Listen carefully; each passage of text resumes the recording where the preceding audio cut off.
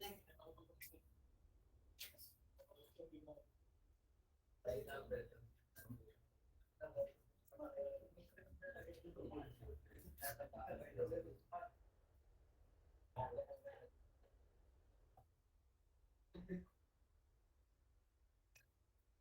morning, everybody.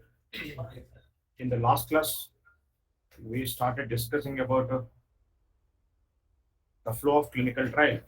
And I told you, whenever you're conducting like phase 1 or a phase 2 or a phase 3 trial or a phase 4, so we need to follow certain steps. What is the first one we should do? We should design a protocol.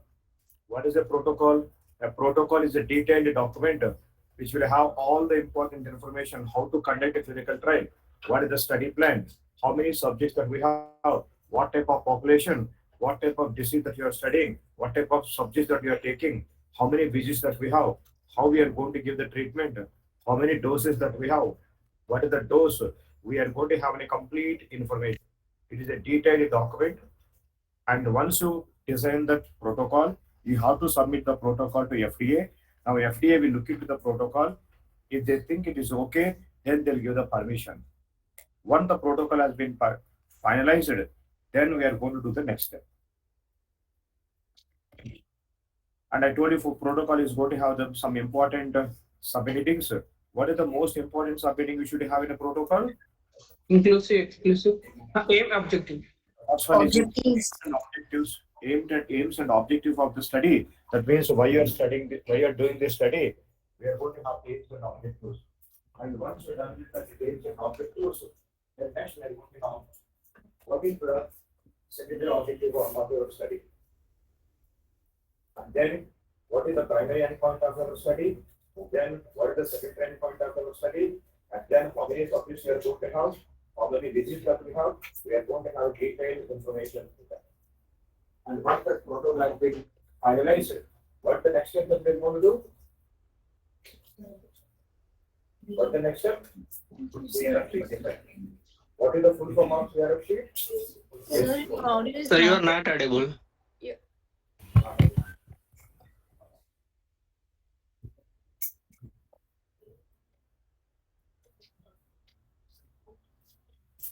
So we are going to design the CRF sheet.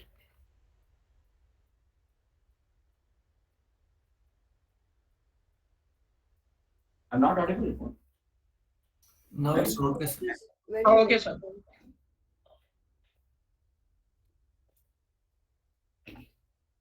Okay. The CRF sheet is the main page of, is an important document, is in the heart of the clinical trial data. In real time, 80 to 90% of the time, you'll get the data only from the CRF sheet.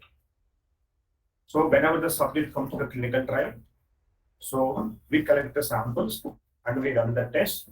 And once you got the test reports, we are going to collect all the test reports onto the CRF sheet. CRF sheet, they are going to design in such a way that how many visits that we have, in each visit, what type of information that you are collecting, we are going to put all that information into the CRF sheet. Okay, and I told you previously, we used to have a paper CRF sheet, but nowadays nobody is using a paper CRF sheet. Everybody is using eCRF. ECRS. We have a lot of advantages with the eCRF sheets because of eCRF sheets are less prone for damage and less prone of inaccurate data. So if it is in a paper CRF sheet, there is a chance of having a confusion, but in the eCRF sheet, you will not have such confusion. And the second one is shipping of that eCRF sheet is easier than paper CRF sheet. And the third important thing is, say for example, just imagine. So they will fill all the CRF sheets at the clinical site, and they will send all the CRF sheets to the CDM department, where they enter the data. So for example, if it is a paper CRF sheet, if there is something is wrong, what we should do? We need to send the CRF sheet back to the clinical site, and then they'll take care of it. They'll go to cross-check it, and they're going to rectify that mistake, and they'll send it back. How much time it will take to send the CRF sheet back into the hospital or a clinical site and get it back again into the CDM department? It will take a lot of time. But if it is an electronic CRF sheet, everything is going to be online. When I have a error, if I have a doubt, when I'm entering the data into the database, simply I'm going to raise the ticket. Within a second, the ticket will be get raised at the site. So the doctor who fill that information will see the ticket, and again he's going to resolve it, and he's going to send it back. Within a few seconds, we can resolve the issue. The resolution of that address is going to be easier with the ACR sheet. Sorry, with like an it's easier sheets. That's right. E-CRF sheets are like nowadays replacing, the paper CRF sheets. So, as I said, first we are going to design the protocol. Once we completed the protocol design, then what we are designing now? We are designing CRF sheet. And remember, when they're designing the CRF sheet, they're going to take a lot of care. I am designing the CRF sheet. In the CRF sheet, I incorporated, say, for example, 100 tests. Now, is it possible to conduct all the 100 tests? We need to check. When you're designing a ECRF sheet, we always consult with the people who sits at like a clinical site. Because, okay, I want to have this information, but is it possible to collect all that information? We have that XYZ test in the clinical site. Is it possible to collect that information? So we need to consult with the clinical site. And if they agree, we are going to finalize the design. So through consultations with the clinical site, number of times, and finally we are going to design a CRF sheet. Okay, once the CRF sheet has been designed, now we are going to design a database.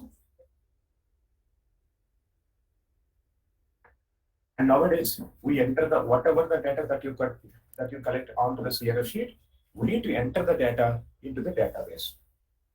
Okay, to enter the database, we need to design. There are a lot of companies to design a database. We are going to consult any one company based on our requirement, based on our financial situation and matters.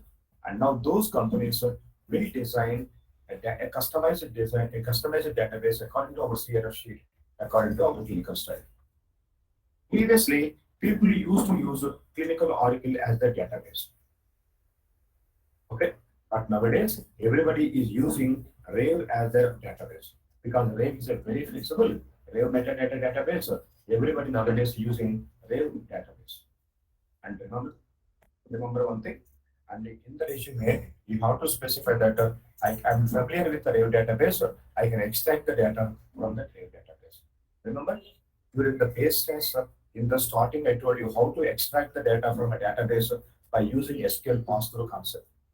Remember, block SQL, connected to database, user is equal to username, password is equal to password. Generally, if you're undergoing that like SQL classes, user is equal to Scott, password is equal to Tiger, and then create a table name, select a star from connection to again Oracle, again within the parentheses, select a star from EMP. That is what you have written in the dataset because EMP is a very detailed dataset, just like in the SAS and web class in the Oracle database, isn't it? And then you write a disconnect from the Oracle, then quit it. By writing almost the same program, we can connect to the Rave database and we can get the data from the Rave database tables into SAS as a dataset. By using that SQL pass-through, in future we'll extract the data. This clinical Oracle, Rave, Argus, and we have eClinical Suite. All these are commercially available databases. You can go to the company and ask them to design a database for you, and they will design a customized database for your study. But mine is a very small study, just like in 25 to 30 subjects. I cannot afford to have a commercial database, a paid database. There are few free available open source databases. You can also use those databases. So for example, there is a database called Open Clinica. You can go to that Open Clinica and you can download that Open Clinica database and you can use that one. For example, mine is in a pilot project. I cannot afford to have, I'm not having such a huge amount of money, okay, to have a database. So in this scenario, I will download this Open Clinica database. Now, what I'm going to do, I'll use this one. But since it's an open source, it is not in a customized one. We are going to have few options. If you want, you can use it. Otherwise, we can't help it. Okay?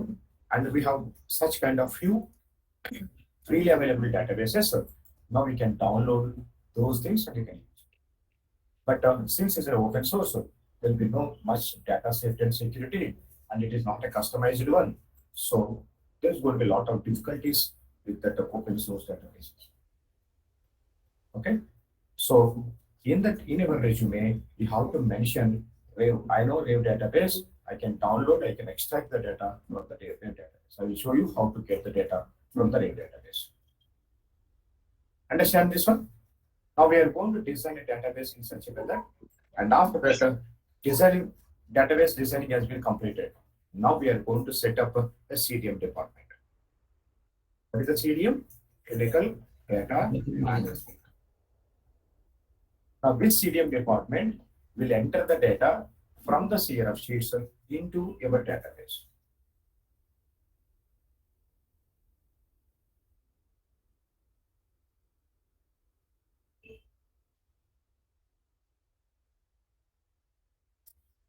Once the setup has been ready, now we are going to give a green signal to the clinical site to start conducting the clinical trial.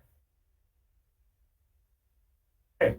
So once the setup is ready, now we are going to give a signal that yes, you can start the clinical trial. Now, people at the clinical site, they will start giving the notifications on the electronic media, print media, on different, if you go to the NIMS hospital, there is going to be a notice board. There is going to be 10 to 15, posters regarding the clinical trials. We are conducting so and so clinical trial. If you are interested, you can involve, and we are going to do this one or that one. This is how it is going to help you, and we are going to have posters like that one.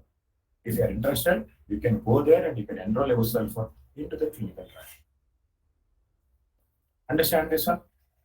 So now the site is going to initiate a clinical trial. Okay, So first of all, yes. So at the clinical site, now they're going to start initiating the clinical trial. First, they are going to enroll the subjects who are interested to involve in the clinical trial. And for example, in the last class, as I said, mine is in a diabetic study. It is a phase 2. I want to have 1,000 subjects. Okay, and around 1,500 people has been enrolled. You know how to get enrolled. Whenever you're interested, so you go there and you're going to give your profile, your what you call details, and as soon as you've given your details, then they're going to give you a form, and that is called as an informal consent form. What they're going to do, they're going to give an informal consent. Do you know what is an informal consent? Informal consent is a voluntary document. It is going to have information such as that you saying that like I may involve it on my own consent. Nobody is forcing to involve in the clinical trial. With my own consent, I'm involved. So you need to read that informal consent. You need to understand, and then in the presence of the doctors or the staff, you have to sign it. Without that informal consent, they will not initiate the clinical trial. They will not start the screening procedure. Okay, informal consent is a very, very crucial, very important key document. If you didn't sign the informal consent, if they start the clinical trial on you, then it's a big crime. Okay, informal consent is very, very important. So you are an illiterate, you can't read that informal consent. You know what you should do? You need to take your immediate blood relatives, and in their presence, the blood relative is going to read that informal consent very loudly, and is going to explain that one. Then you have to sign. Understand this one? So the most important thing in the clinical trial is the safety of the subject. If they compromise with the safety of the subject, then they'll stop the clinical trial. So, what is the most important thing in a clinical trial? I have a question, the safety of the subject. If they are compromising with the safety of the subject, there will be no clinical trial. So, that's why informal consent is very, very important. So, in real time also, if anybody from your immediate blood relatives, if they are undergoing any major surgery, before that surgery, they'll give you some documents, so they will ask you to read it and to sign it. What we have in that document? They are not responsible. Hospital management is not responsible for anything. Something happens, so we are voluntarily we are giving permission to them to conduct that whatever the surgery, and if something happens, once happens, they're not responsible for that. So that is called a consent. Okay, so informal consent, I'll show you an informal consent. Informal consent is very, very important. So as soon as you sign the informal consent, then they will start taking the information from you. And I told you in the last class in the protocol, we are going to have inclusion criteria and exclusion criteria. So in the inclusion criteria, all the questions you must answer yes. All the exclusion criteria you must answer no. Certain questions you cannot answer until unless you have a blood report. So what they are going to do, now they are going to collect the blood samples, all types of samples, blood, serum, plasma, urine, sputum, biopsies, they'll collect all the samples. And from the sample, what they're going to do, they're going to perform the test and they're going to get the results. So by using these results, they're going to screen you. They're going to tell you whether you are suitable for the study or not. And the whole process is called as a screening. What is the screening? Screening is like understanding whether that you are eligible for the study, finding out that you are eligible for the study or not. And that process is called as a screening. So if you see the timeline of a clinical trial, when you're interested, first what we are going to do, we are going to enroll in the clinical study. Okay. Once you enroll, then what they are going to do, they are going to start the screening procedure. That means they will collect all the samples from you. They will collect all the important information. And now they are going to check whether the reports are okay with that one, with the inclusion exclusion criteria. It may take maybe 3 to 4 days. After 3 to 4 days, they're going to announce the results. They're going to tell you whether you are eligible for the study or not. And if you are eligible, and they are going to announce that, you are eligible for my study, and you are going to continue in my study. But if the screening procedure failed, they say that you are not fit for my study, you don't need to continue in my study. Okay? But if you successfully complete the screening procedure, if you are eligible for the study, they are going to tell that when you are eligible. So from that eligibility confirmation, and they will tell you, come after 10 days, we are going to start the treatment. So after the eligibility has been confirmed, we are waiting for 10 days to start the treatment. And whatever that waiting period that we have, and that period, we call it as a run-in period. Run-in period and all. So that waiting period, after the what you call screening has been successfully completed, and before the treatment, whatever the gap that we have, that is called as a run-in period. I will tell you one thing. There is a subject. He enrolled himself on 1st of January 2022, and they started the screening procedure, and they announced the result, say for example, on 7th of January 2022. For example, it's a migraine study. Okay. Now, as soon as they confirm that eligibility, are they going to start the treatment? No. If you want to give a treatment for migraine, you should have migraine symptoms. Are we going to have the migraine symptoms continuously? No. Whenever you have the migraine pain, that is not going to be continuous, right? And you may get continuous because sometimes you get because of the stress, because of other reasons, you may get the migraine pain. That may come maybe tomorrow, maybe after 10 days, maybe after 20 days or 2 weeks. Now, after eligibility has been confirmed, you should wait until to get the symptoms again. And that waiting period, as I said, we call it as a run-in period. So, మళ్ళీ ఒకసారి మీకు migraine symptoms వచ్చినాయి అనుకోండి, then you are going to visit the clinical trial site and then they will start the treatment. But take a diabetic study. A diabetic study is you are going to have that disease symptoms continuously. It's a metabolic disorder. Once ఒకసారి diabetes వచ్చింది అనుకోండి, it's continuously you are going to have that. So, in that scenario, once the eligibility has been confirmed, they can start the treatment on the same day. They can start the treatment maybe say next day, or they want to start the treatment as a group. Today, 10 people has been enrolled, and tomorrow maybe 20 people, or day after tomorrow maybe they're going to get 100. So they want to start the treatment as a group at one time.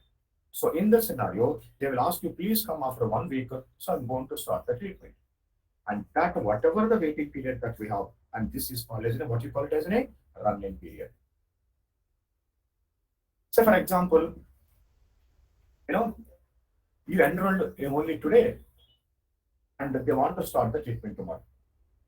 Then in the scenario, there may not be a running period. Immediately after that, they confirmed that their eligibility. Immediately they may start the treatment. In such scenarios, they're going to skip the running period. Again, coming to the scenario, in this scenario, migraine pain, today they confirmed eligibility, and by evening only you got that migraine symptoms. Now they cannot wait it. Since you already have the symptoms, immediately they're going to stop the treatment. So in such scenarios, they are going to skip the running period. So running period is not a mandatory. In some studies, we may have a running period. In some studies, we may not have a running period.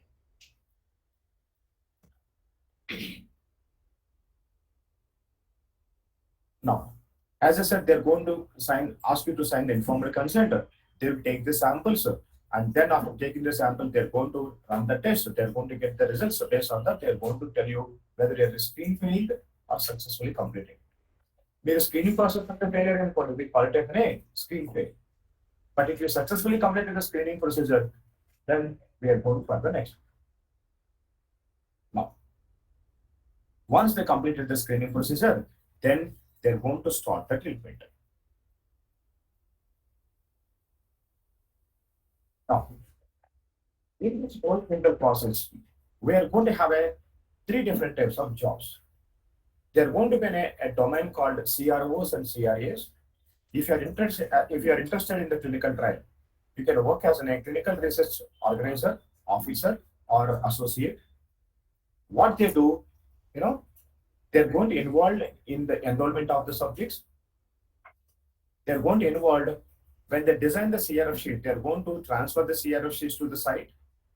Once they fill the CRF sheets, they're going to get it back again to the CDM department, and they're going to transfer the immediate required whatever the medicines, drugs that we have. They're going to transfer from clinical site to that from the sponsor to clinical site. There's going to be a profession called CRO and a CRA.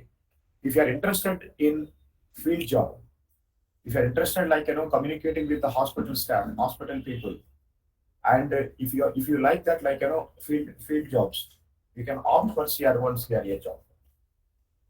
The requirement is any degree. If you have a license degree, it is going to be more desirable.